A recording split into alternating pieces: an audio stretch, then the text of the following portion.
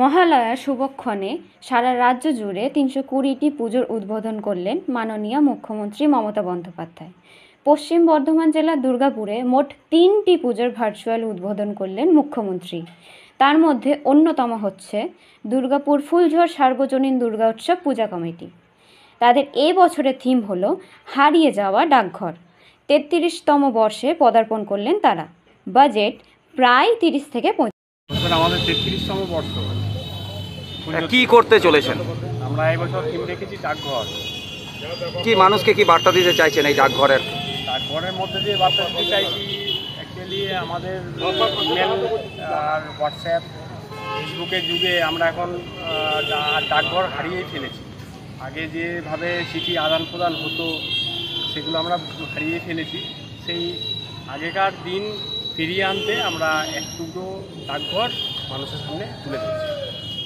বলছি আমাদের সব ন্যাচারাল জিনিস দিয়ে, দড়ি, নারকেল ছোবড়া, আটা, শীতলপাটি, হোগলা পাতা, বিভিন্ন রকম জঙ্গলি ফল দিয়ে আমাদের মণ্ডপ তৈরি হচ্ছে। আমাদের প্যান্ডেলে আদলেই পুরো প্রতিমা থাকছে। বাজেট কত রেখেছেন? বাজেট ৩০ থেকে ৩৫ লাখ টাকা। দুর্গাপুরবাসীর কাছে আমরা প্রতি বছর পুজোর সর্বজনীন একটা বিশেষ আকর্ষণ নিয়ে আসে। এবছরও ব্যতিক্রম হবে না।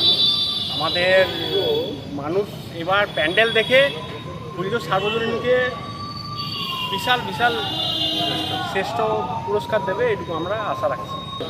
কালকে আমাদের মমতা ব্যানার্জি, মাননীয় মুখ্যমন্ত্রী মমতা বন্দ্যোপাধ্যায় আমাদের ফুলঝড় পুজো মণ্ডপটিকে ভার্চুয়ালি ইনোগ্রেশন করবেন কালকে। আমার নাম বাপ্পা রায়, আর সহ সম্পাদক।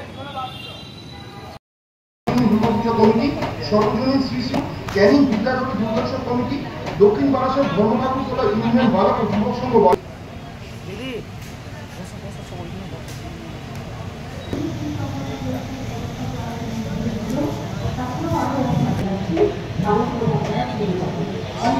পরবর্তী জেলায় উত্তর ২৪ পরগনা। উত্তর ২৪ পরগনার যে কটি পুজো আপনারা উদ্বোধন হচ্ছে সেগুলি হল গরিফা যুব সংঘ নৈহাটি, মধ্য নোনাচন্দ্রপুর আদিবাসী বৃন্দ টিটাগড়, নকড়া দাদাভাই সংঘ বরানগর, নেতাজি কর্মী সর্বজনীন বিধাননগর, আইভি লক welfare association Salt Lake Bidhannagar, Keshto united Habra, নবায়ন সংঘ দুর্গোৎসব কমিটি অশোকনগর এবং শিবনুষ